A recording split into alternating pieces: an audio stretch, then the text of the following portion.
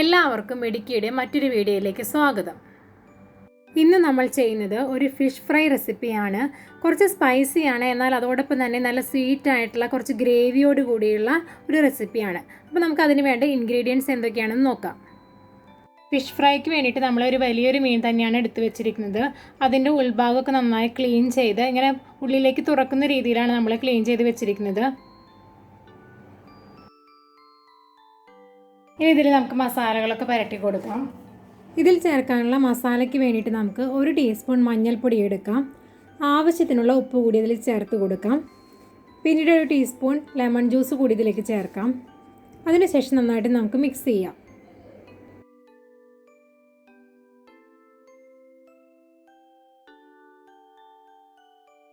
ഇനി ഈ മിക്സ് മീനിൻ്റെ ഉൾഭാഗത്തൊക്കെ നന്നായിട്ട് തേച്ച് കൊടുക്കാം. നമ്മളിതിൽ ലെമൺ ജ്യൂസൊക്കെ ചേർത്തുകൊണ്ട് തന്നെ ഇതിൻ്റെ മീനിൻ്റെ പൊട്ട സ്മെല്ലൊക്കെ ഉണ്ടെങ്കിൽ അതൊക്കെ നന്നായിട്ട് പോയിക്കോളും. ഉൾഭാഗത്ത് ഈ മിക്സ് തേച്ചതിന് ശേഷം നമുക്ക് പുറത്തെ ഭാഗത്തു കൂടി തേച്ച് കൊടുക്കാം.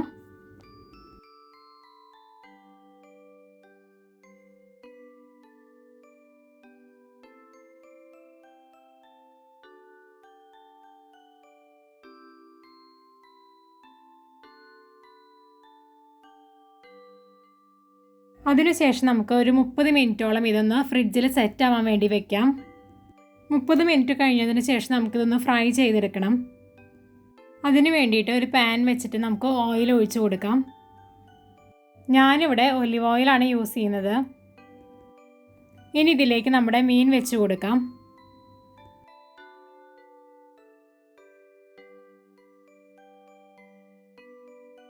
ഒരു ഭാഗം മൊരിഞ്ഞതിന് ശേഷം നമുക്ക് മറ്റേ ഭാഗം കൂടി മൊരിയിച്ചെടുക്കാം. ഇതൊരു വലിയ മീനായതുകൊണ്ട് തന്നെ മറിച്ചെടുക്കുന്നത് കുറച്ച് ബുദ്ധിമുട്ടുള്ള കാര്യമാണ്. അതുകൊണ്ട് ഇത്ര വലിയ മീൻ എടുക്കാതിരിക്കുകയായിരിക്കും നല്ലത്. 2 ഭാഗവും മൊരിഞ്ഞതിന് ശേഷം നമുക്ക് അതിന് വേണ്ട മസാല തയ്യാറാക്കാം. മസാലയ്ക്ക് വേണ്ടിയിട്ട് ഒരു 3 പച്ചമുളക് എടുത്തിട്ടുണ്ട്, 2 ടീസ്പൂൺ വെളുത്തുള്ളി അരിഞ്ഞത്, 2 ടീസ്പൂൺ ഇഞ്ചി അരിഞ്ഞത്, ഒരു വലിയ സബോളയും എടുത്തിട്ടുണ്ട്. പിന്നെ കുറച്ച് സ്പ്രിംഗ് ഓണിയൻ അരിഞ്ഞതും എടുത്തിട്ടുണ്ട്. ഇതിലേക്ക് ആവശ്യമുള്ളത് 1 ടീസ്പൂൺ സോയാ സോസ് വേണം.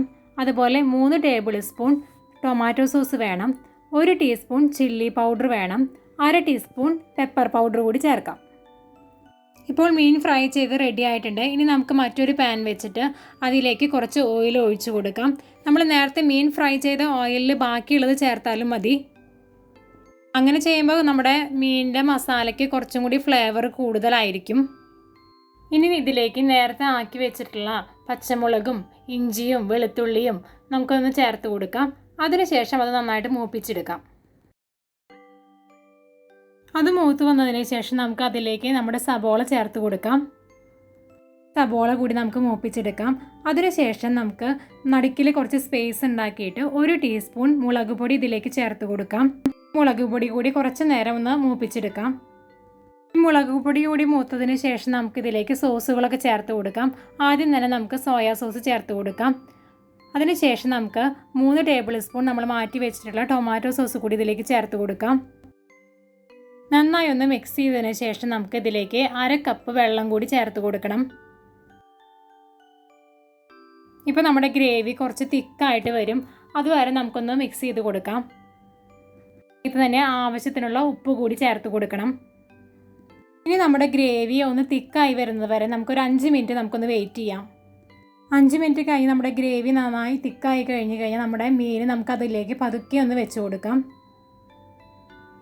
അതിനുശേഷം ഈ താഴത്തുള്ള നമ്മുടെ ഗ്രേവിയൊക്കെ കുറേശ്ശെ നമ്മുടെ മീനിൻ്റെ മുകളിലേക്ക് കൂടി നമുക്കൊന്ന് സ്പ്രെഡ് ചെയ്ത് കൊടുക്കാം.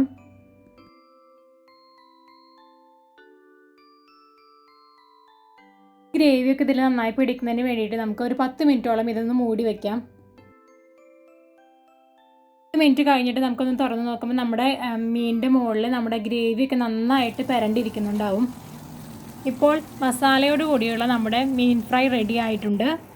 പെട്ടെന്ന് തന്നെ ഉണ്ടാക്കാൻ പറ്റുന്ന ഒരു വെറൈറ്റി ആയിട്ടുള്ള ഒരു ഫിഷ് ഫ്രൈ റെസിപ്പിയാണിത്. എല്ലാവർക്കും ഇത് ഇഷ്ടമായെന്ന് വിചാരിക്കുന്നു. റെസിപ്പി ഇഷ്ടപ്പെട്ടെങ്കിൽ വീഡിയോ ലൈക്ക് ചെയ്യാനും ഷെയർ ചെയ്യാനും ചാനൽ സബ്സ്ക്രൈബ് ചെയ്യാനും മറക്കരുത്. താങ്ക്